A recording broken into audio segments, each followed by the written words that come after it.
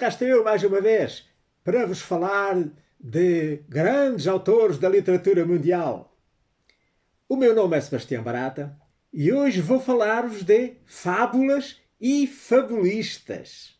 E para isso, nada melhor do que falar daqueles que são considerados os maiores fabulistas de todos os tempos.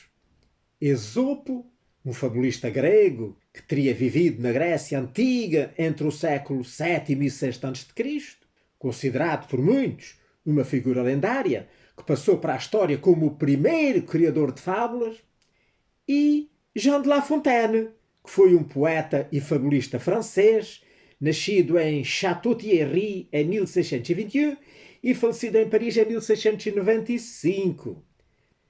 Algumas das fábulas mais conhecidas são A Lebre e a Tartaruga, O Leão e o Rato, O Lobo e o Cordeiro, A Cigarra e a Formiga e A Raposa e o Corvo. Famoso fabulista da antiga Grécia, Esopo terá nascido em Amonios, na Frígia, e terá vivido entre o século VII e VI a.C. As únicas informações sobre a sua vida, passíveis de credibilidade, que chegaram até aos dias de hoje, são transmitidas por Heródoto, Plutarco e Herácles Pôntico. Mas são tão escassas e até por vezes contraditórias que se chega a duvidar da existência de tal personagem. Plutarco dá-nos algumas informações sobre o Esopo. Era feio, de cabeça aguda e nariz achatado, barriga e lábios salientes, corcunda e gago, embora muito dotado intelectualmente e corajoso. A acreditar no episódio da denúncia dos sacerdotes, de que depois falarei mais abaixo. Tinha o dom da palavra e uma grande habilidade para contar histórias simples em que os personagens eram animais e personagens mitológicos e nas quais havia sempre ensinamentos morais muito profundos e verdadeiros. Foi este dom que impressionou o seu terceiro senhor, o Xanto, ou Janto, um conhecido filósofo de Samos que passeava no mercado de escravos acompanhado dos seus alunos.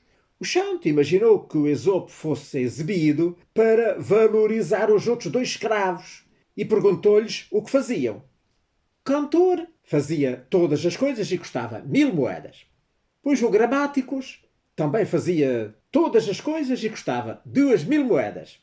Ambas as quantias eram impensáveis para Xanto, que dirigiu a sua pergunta a Esopo, que respondeu que nada fazia, porque os outros dois já faziam tudo.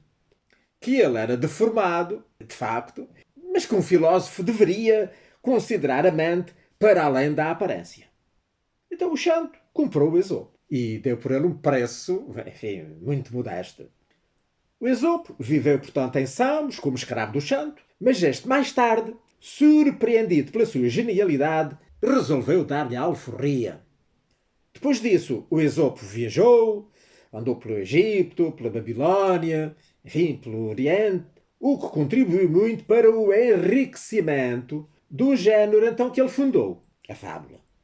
Conta o Plutarco que depois foi morto pelos habitantes de Delfos.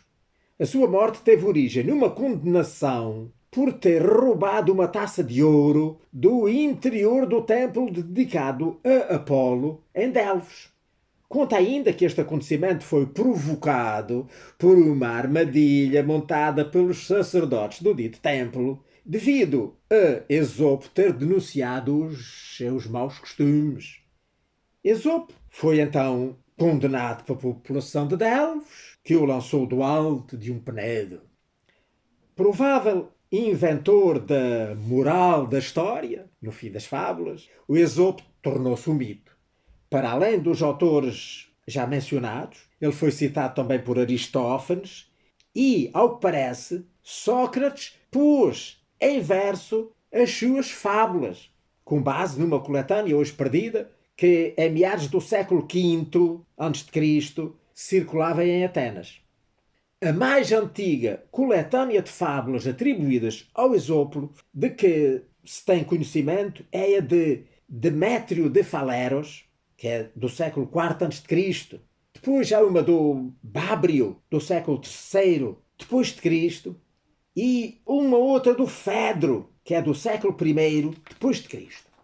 Este Fedro, de nome completo Caio Júlio Fedro, foi um fabulista romano, nascido na Macedónia, na Grécia, e talvez provavelmente daí ele trouxe as fábulas. Filho de escravos, foi alforriado pelo imperador Augusto.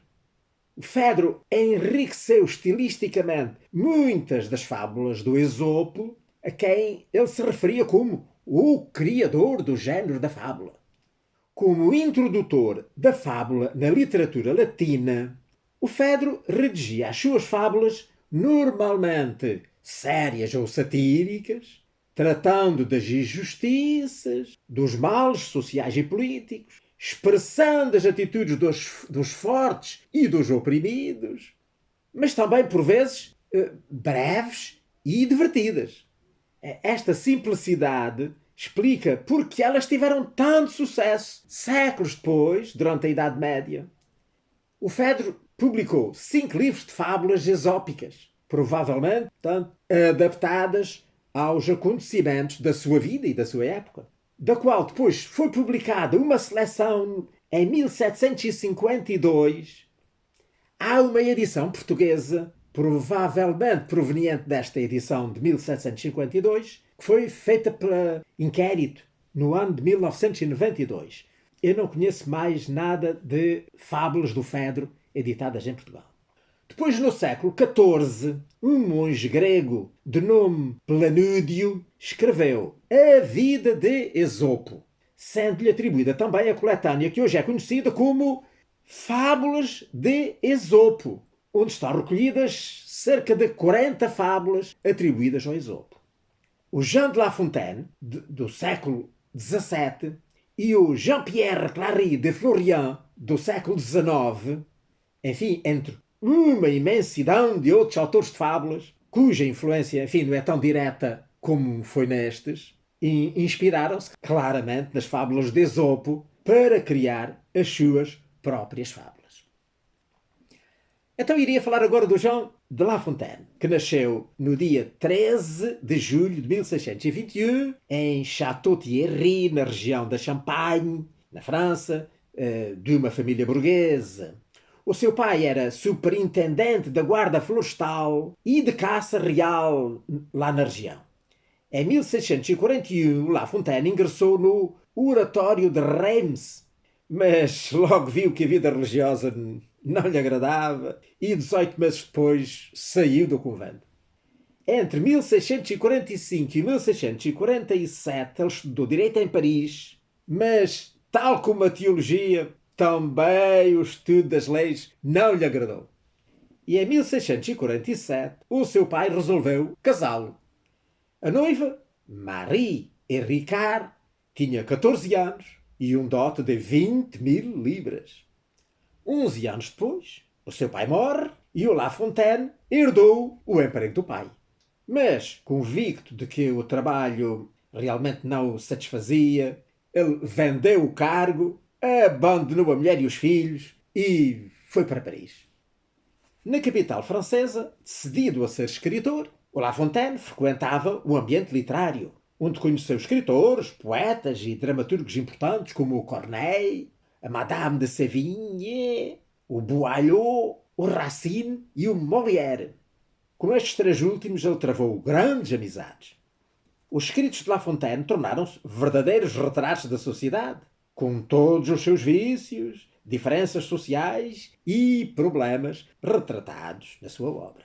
Entre as obras dele, é autor de Adonis, de 1658, Elegie aux Nymphes de Vaux, que em português seria Elegia às Ninfas de Vaux, de 1661, Ode au Roi, em português Ode ao Rei, de 1663, Les Amours de Psyché et Cupidon, que seriam em português Os Amores de Psique e de Cupido, de 1669, Les Nouveaux Contes, Novos Contos, em português, de 1674, Les Milans, les Rois et les Chasseurs, que em português significa A Pipa O Rei e o Caçador, de 1668, e Les Deux Chèvres, As Duas Cabras, que é de 1691.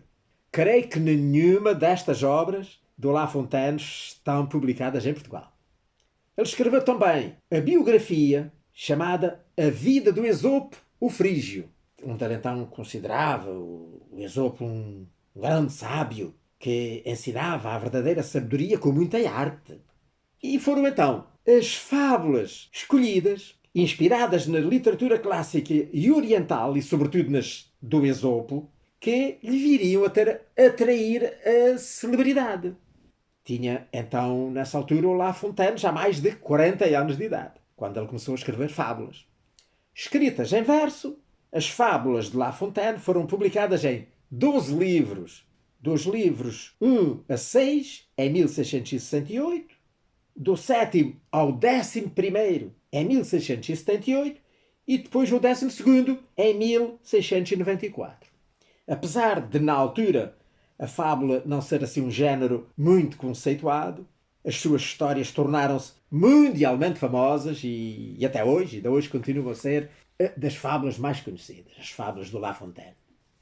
Com a publicação das primeiras fábulas, que ele dedicou ao filho do Luís XIV, tanto ao Delfim, o La Fontaine conseguiu do rei uma pensão anual de 1000 francos e ainda a amizade de Fouquet, que era o superintendente das finanças do rei, do Luís XIV.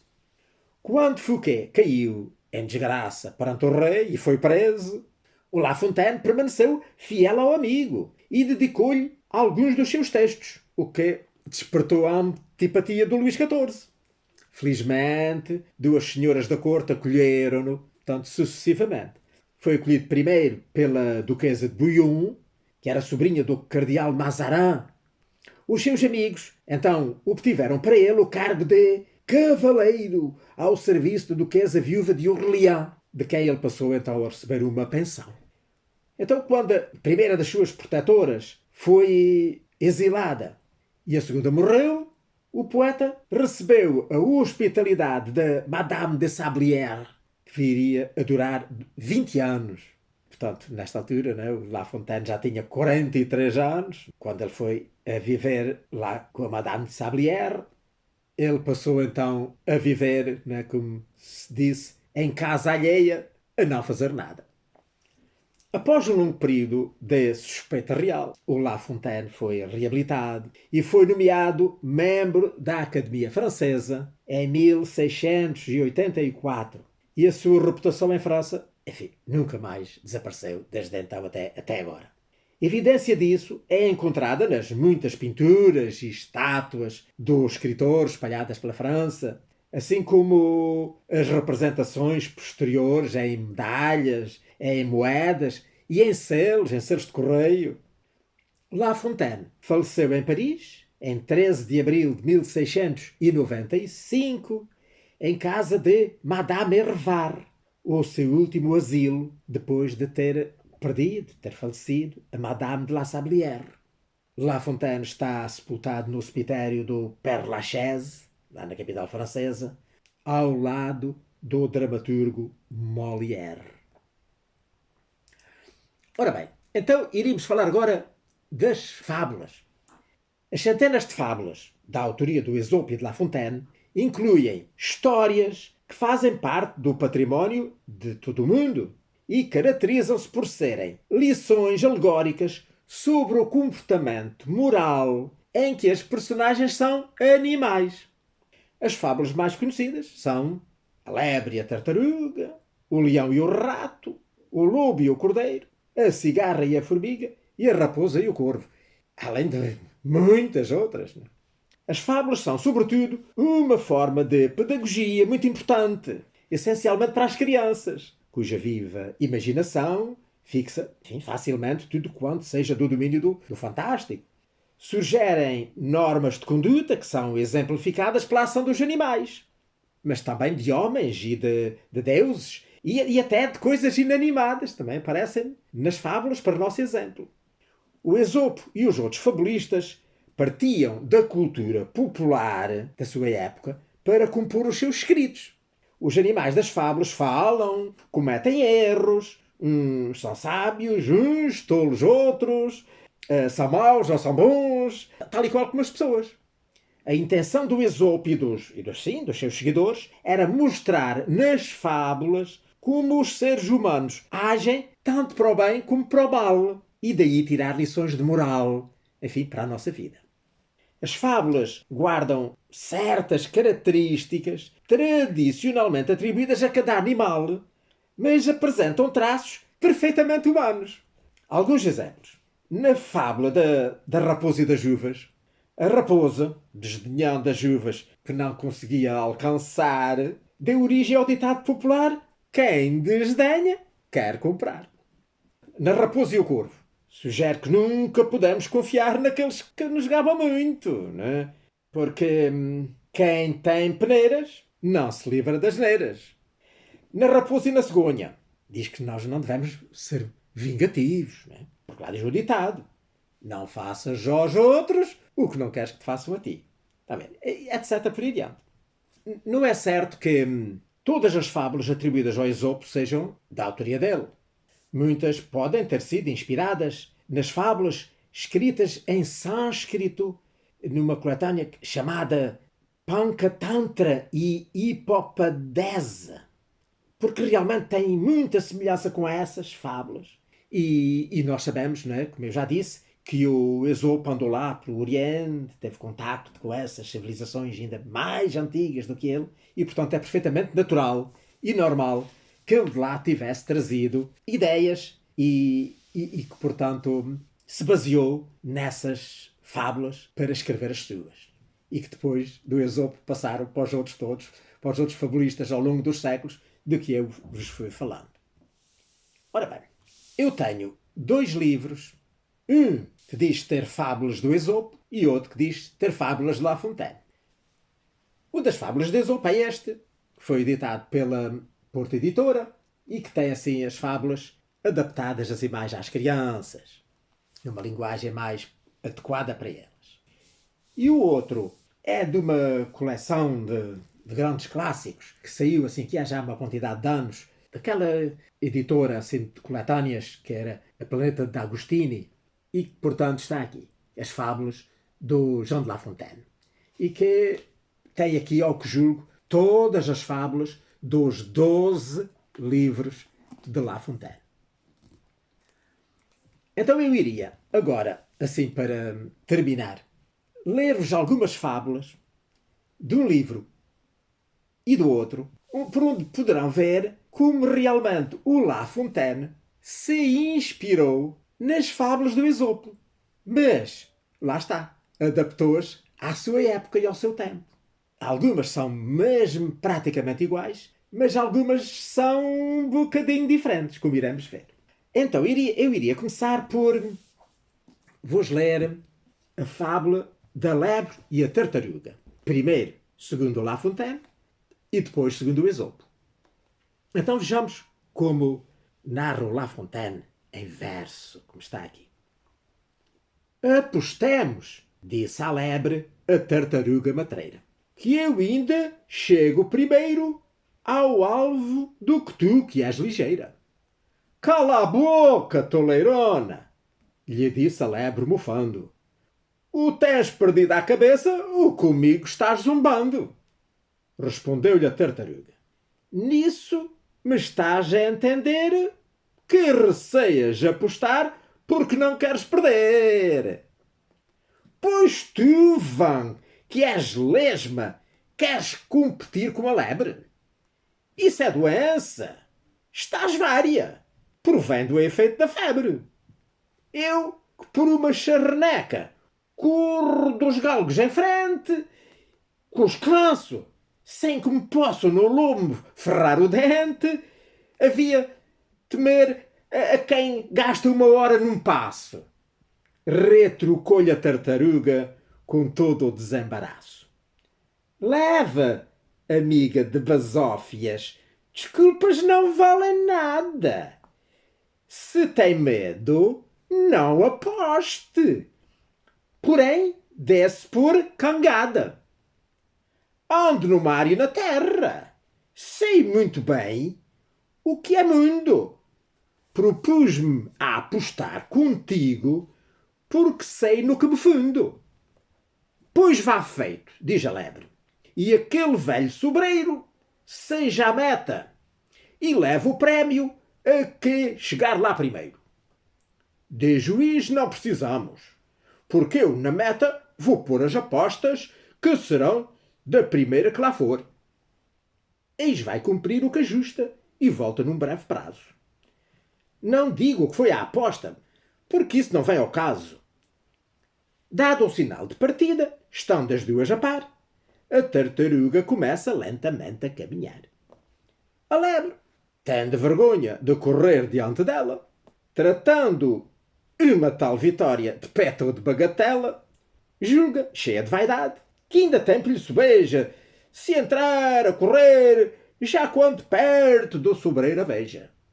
Deita-se, dorme o seu pouco, ergue-se e põe-se a observar de que parte corre o vento, e depois entra a pastar. Eis deita uma vista de olhos sobre a caminhante sorna, ainda a vê longe da meta, e a pastar de novo torna. Olha, e depois que a vê perto, começa a sua carreira.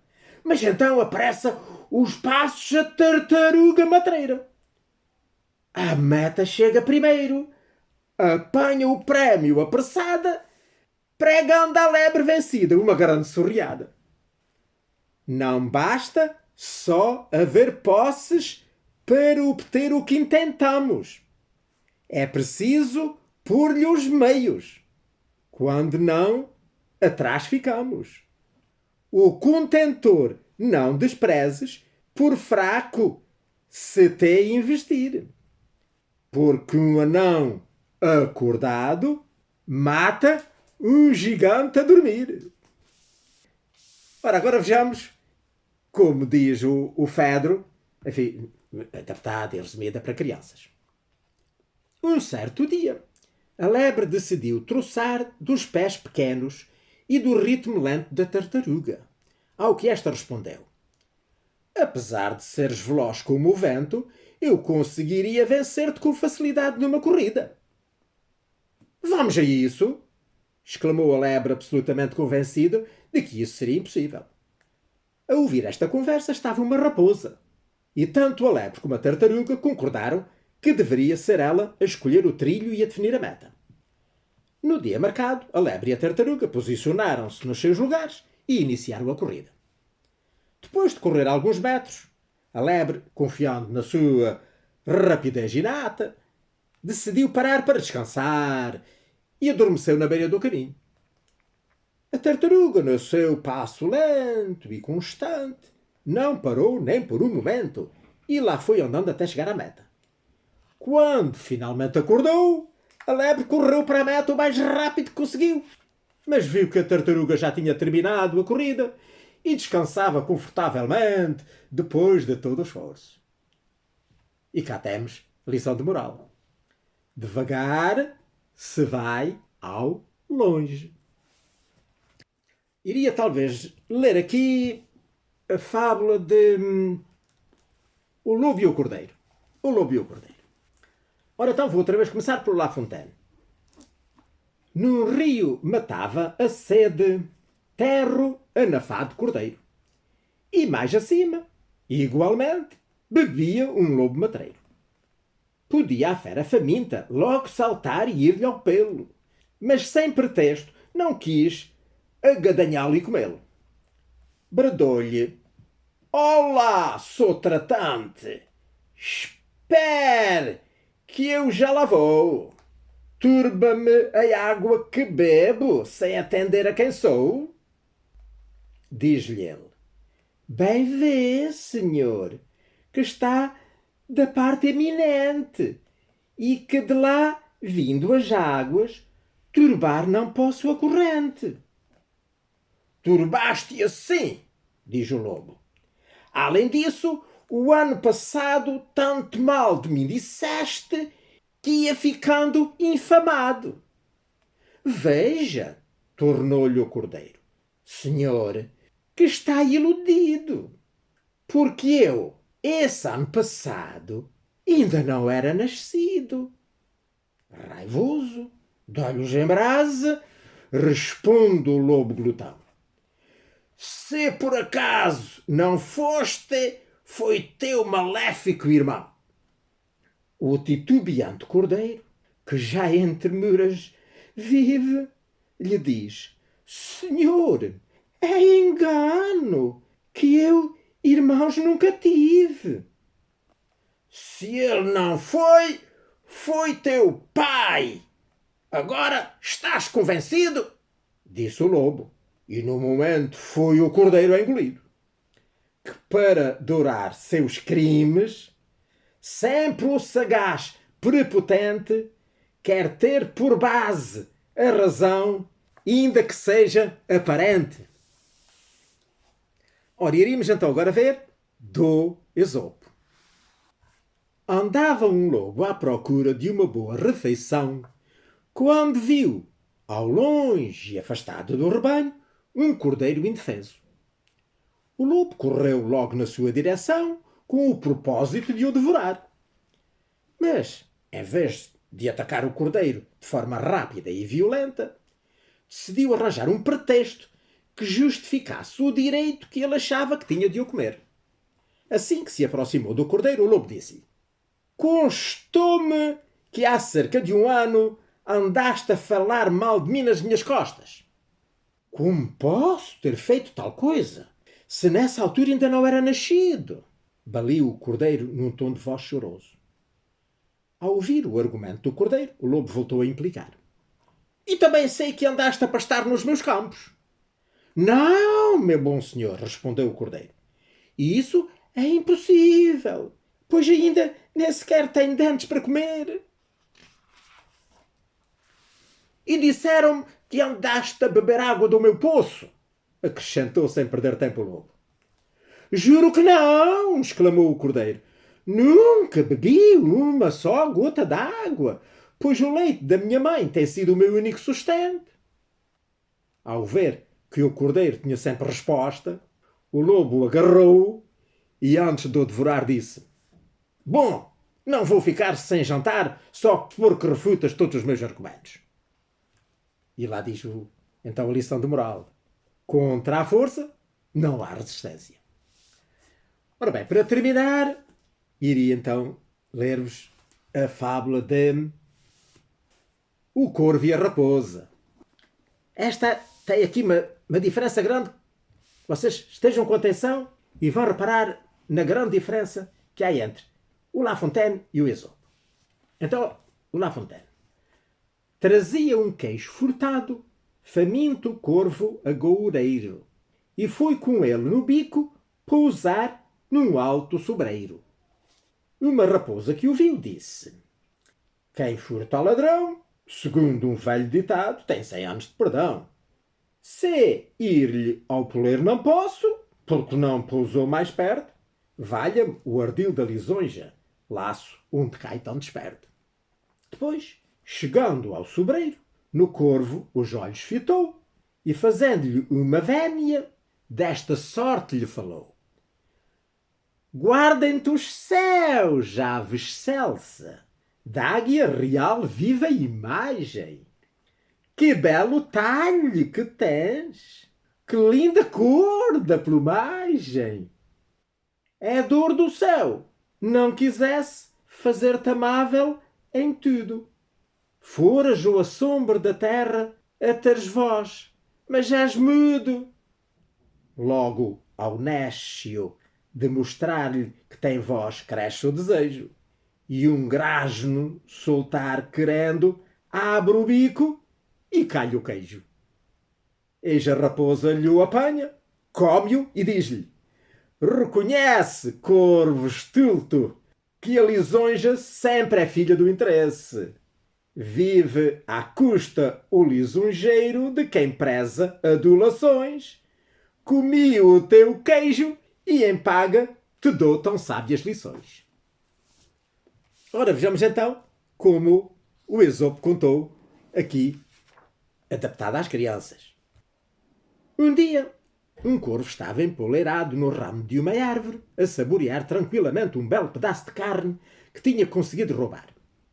Ali perto, uma raposa viu o corvo tão regalado com a carne que logo resolveu arranjar um estratagema ardiloso para se apoderar dela. Tu és bonito, amigo corvo, exclamou. E que lustrosas são as tuas penas! Se para além de toda essa formosura tivesses uma voz melodiosa, serias merecidamente o rei das aves, disse a raposa matreira, que na verdade tinha maior admiração pelo pedaço de carne do que pelo corvo.